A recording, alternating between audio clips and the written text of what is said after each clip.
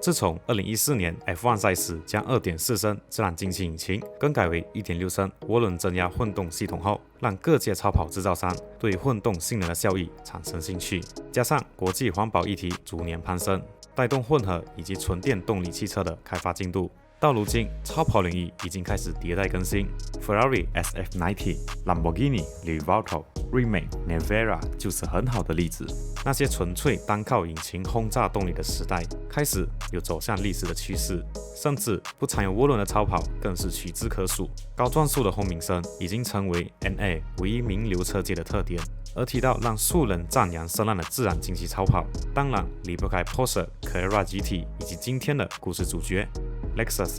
LFA。Lexus LFA 是 Lexus 于2010年开始量产的车型，定位是顶尖超级跑车。至今为止，仅有1代车型。身为 Lexus 旗下第一台超跑，日本唯二打破300公里时速，保留着 Lexus 高贵的设计格局，还拥有迷人的排气声浪。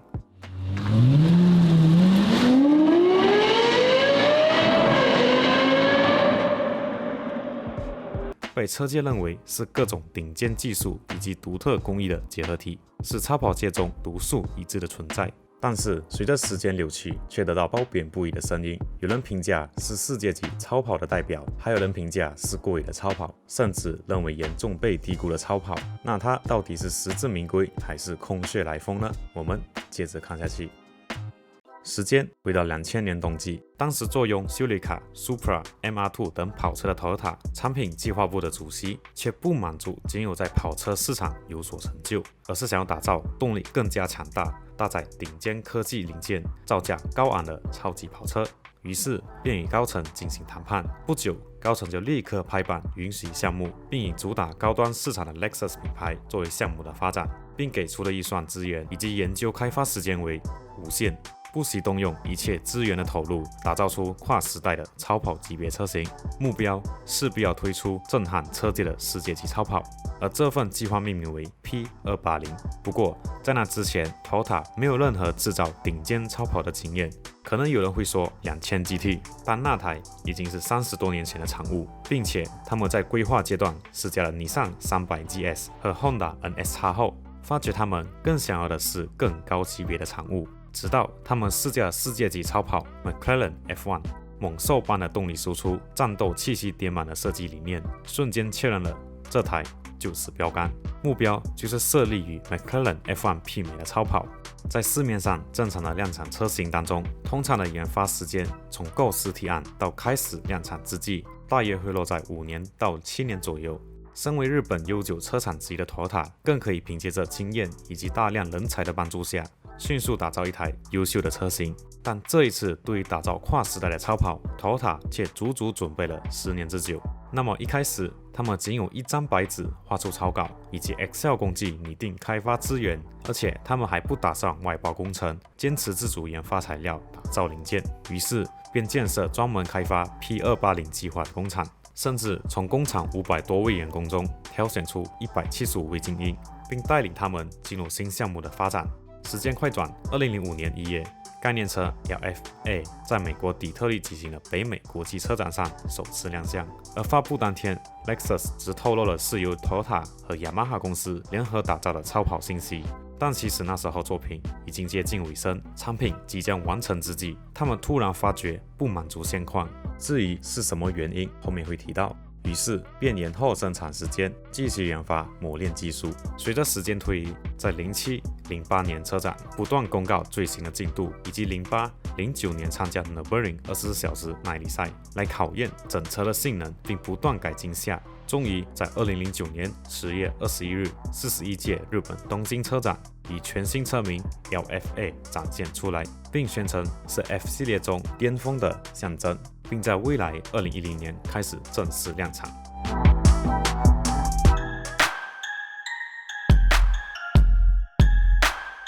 起初研发团队要使用的是 Lexus LX 的 V8 引擎作为 LFA 引擎的基础开发，不过，这时期的 Toyota 正准备重返 F1 赛场，正处于 V10 引擎技术时代的 F1，也让技术部的副总裁留下几句话：2年之后，我们就要进入 F1 赛事，到时 V8 就是一个无聊的机器，所以我们就用 V10 吧。口出狂言，打动了企划部，于是他们就开始研究全新一副的 V10 引擎。当然，这只是其中的桥段，主要还是因为 V8 动力达不到需求，而 V12 体积过于庞大，会降低操控能力。于是，最平衡的 V10 就成为理想的动力单元。2002年 ，Toyota 开始进军 F1 赛事，不过参加的这些年并没有取得亮眼的成绩，上领奖台的次数屈指可数，长时间处在中下游车队的水准。很大的原因是因为 Toyota 选择组建起的工厂团队，而不是与专业赛车团队和底盘制造商合作。但是也因为亲力亲为的举动，在打造 F1 的同时，将人员定期参与 LFA 的计划当中，让 LFA 的技术发展以及开发进度突飞猛进，最终打造出 4.8 升的 1LR-GUE V10 引擎，可以爆发出560匹马力、480牛米矩，极速高达325公里每小时。从账面数据来看，感觉是当时 V10 超跑界中普通的存在，但是这副引擎结构却不简单。最广为人知的是，他们成功将 V10 的引擎压缩成 V8 的尺寸，并且仅有 V6 的重量。再来，使用大量的钛合金和锻造材质，重量、耐用性、抗压上限有突破性的基础，达到极致轻量化和动力高效率的效果。除了转速可以高达9000转速外，它在空档时仅需要 0.6秒就可以把转速拉到红线，甚至开发期间碰到机械仪表盘无法跟上转速的响应，而被迫采用数位化仪表盘的结果。然后，为了提升引擎平衡性，特别采用72度作为设定，别于常见的90度 V 型夹角，以及借由钢式油底壳来降低车身重心。再来，因为05年所发布的 LFA 是全铝合金车体，而参与多年的 F1 经验以及对比当时的欧洲顶尖车型，碳纤维材料高强度和重量轻的特性，成为制造顶尖超跑的基本底盘要素，让工程师们决定整车重组，替换车体材料，引入塑造碳纤维的机器，零部件研发和员工培训，将开发时间延后了1年。最终，车体以 35% 铝合金加 65% CFRP 碳纤维复合材料组合的混合底盘，成功减轻了100公斤左右。除此之外，透过参与 F1 的经验，让他们凭借着深厚的技术，打造出可升降尾翼以及仅有 0.31 CD 车身风阻系数的优秀表现，将 LFA 整体性能推向极致的赛道机器。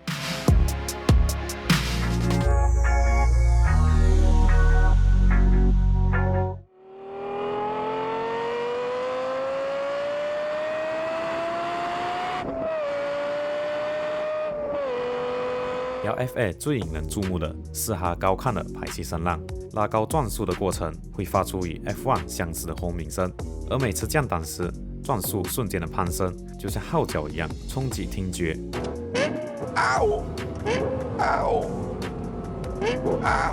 如此鬼魅心窍的声音，让它获得天籁之音的专属称号。能造就这道绝妙声焰，要归功于 Toyota 以及雅马哈联手打造的引擎和调教。讲到雅马哈，很多人以为它只是乐器领域有所成就，像是钢琴、吉他、音响等等，但是雅马哈还是顶尖的机车以及引擎制造商 R1、MT9、T-Max 都是旗下优秀的产品。距离上次 Toyota 与雅马哈代表性的合作，就是打造出世界级跑车2圈 GT， 而这一次从研发 V10 引擎就共同参与。引擎盖使用特制的砂针 tape 来提高进气量以及整理气流的效果。过后，利用导管将声音传送到驾驶舱前方上下两侧，把进排气系统画成音响的蓝图，于此构造出撼动人心的声浪。两者联手打造出来的成果，造就 LFA 具有独特生命力的排气音响。至今为止，车圈一提到排气声浪的排名，即使年过数十年的 LFA 还是能有一席之地，同时是 V10 引擎最有象征性的代表。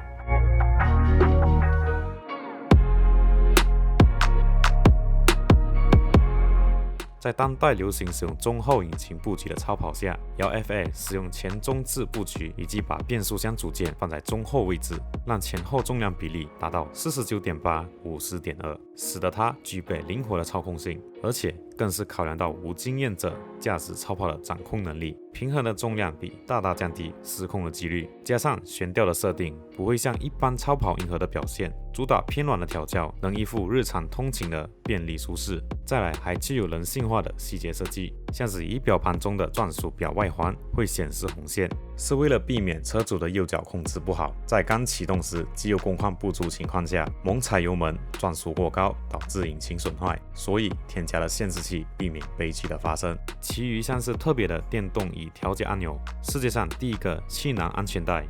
I still haven't done it. It's like giving myself a prostate exam.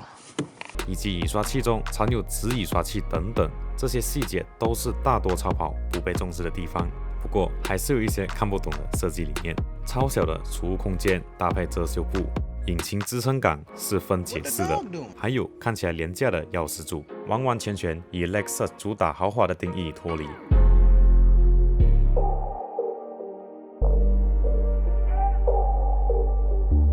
LFA 起初定价在37万5千美金，如此高昂的价格也出现许多人的质疑，认为 LFA 的表现不符合这个价位。从当年角度来看 ，Lamborghini Aventador、McLaren MP4 12C、Ferrari 450A 以及奥迪 RA 等等 Supercars 作为衡量，它们价格都大约落在15到35万美金左右。但是 LFA 性能表现方面却与它们相差不大。至于上述所说的结合 F1 科技新颖的配备使用，也因为研发周期过长，这些科技早就已经成为各家车厂旗舰车型的标配。更主要的是 Nissan 在07年推出了 GT-R， 比 LFA 提早成为第一台破300时速的日本超跑，其定价仅有 LFA 不到的1/3。多方面的质疑将 LFA 的评价推向风口浪尖。或许很多人会说，它的价值在于它的质量，如同高阶商务车豪华品质的体验，但体验这些也无法用数据来呈现，唯有看冷冰冰的账面数据，才能决定一台超跑的指标。不过，纵使将定价设立在37万5千美金，但是 Toyota 集团依旧无法在 LFA 上面获得利润，因为重成本的开发、长时间的改进、少量手工制造的生产，耗资上亿的本金，基本上卖一台还会亏钱。不过已经买的车主倒是不用怕还会贬值，因为我最近看到它被拍卖出80万美金的价格，比原本价格翻了接近整整3倍的车价，可能再过5年吧，就升到100万车价了。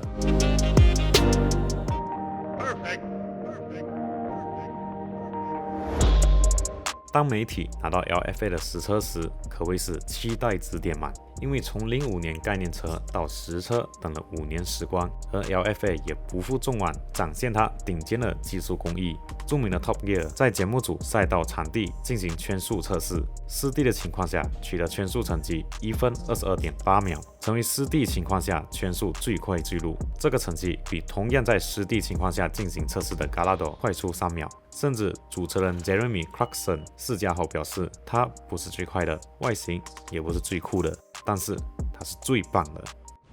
I'm gonna say it. It's the best car I've ever driven. It really is. 其他媒体纷纷表示性能优秀、操控性灵敏、内饰精致、质感顶尖，这些评价都表达了 LFA 作为超跑水准的实力，以及 Lexus 品牌精神的考究，几乎都认同同价位超跑里是顶尖的存在。但由于坚决使用6速序列式变速箱，换挡的速度以及顿挫就成为主要的扣分项目。不过与其他超跑比较，它优越的性能和驾驶体验还是获得许多的赞美。而放眼到现在，汽车媒体对它的评价似乎发生了改变，他们更多的是赞扬 LFA 当时的工艺理念，纯粹激昂的排气声浪，每一次的换挡顿挫所带来的激情感受，又或者能以轻松的驾驶方式感受超跑的动力，都是 LFA 所给予的价值。如同 Toyota House 的主持人 Thomas Holland 所说，即使抛开引擎，其他方面都是优秀的。这是最棒的一台车。If not the best car I've ever driven.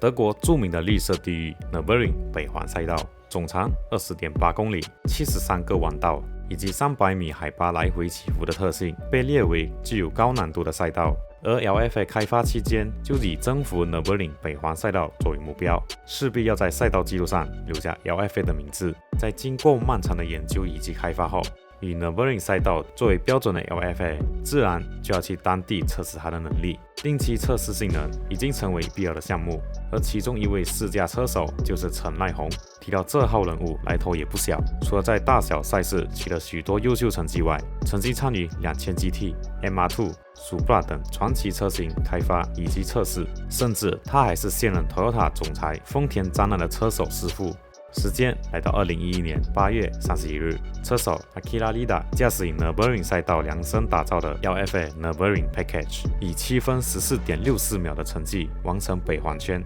打破了 Porsche 911 GT2 RS、Corvette GR1 和尼桑 GTR 的最佳成绩，以部分级别车型排在第5名，同时是合法道路车最快纪录，而且还用的是4速版本的轮胎，而不是竞技胎去跑。足以证明 LFA 不仅仅是豪华加速度的机器，还是顶尖的赛道精英。然而这些都离不开陈赖宏的亲自督导。不过其实早在2010年6月23日，正在前往赛道的陈赖宏，经过 Beauce 城市 L94 道路中，不幸与一台 BMW 3 Series 迎面撞上，伤势严重的他就这样离开了世界，享年67岁。随后经过调查发现，他在发生的当下并没有系上安全带，即使穿戴头盔也避免不了悲剧的发生。而且在网友从事发的图片来看，他似乎是不小心开到逆向，才与对向车发生碰撞。无论真相如何，需要接受的事实就是他的离世。为了纪念他在事故发生的附近种植了2棵樱花树，来感谢他对 Toyota 集团所付出的伟大贡献。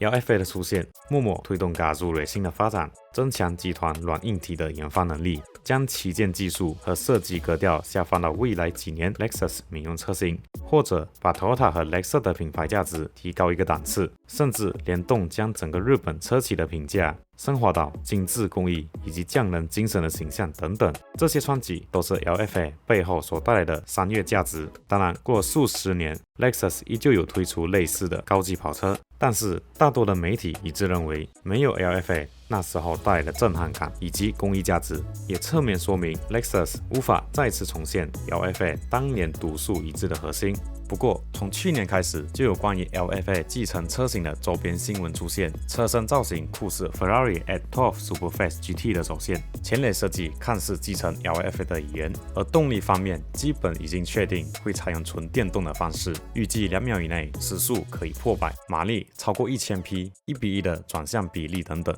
但是我看了一些媒体爆料，让我印象深刻的一点是，这台将会采用手动变速箱。What?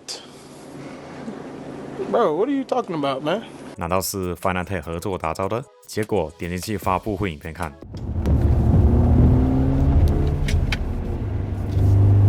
原来是弯岸街机，开玩笑的。其实研发部门的目的是为了要赋予这台车驾驶乐趣，因为电动化的缘故，他认为失去燃油车拥有的驾驶乐趣，所以才会有手动变速构思的出现。当然，作为与 LFA 等级一样的 Halo Car 顶尖车型，自然 Lexus 不会随便对待它的研发，也许过多几年就可以知晓实车的表现。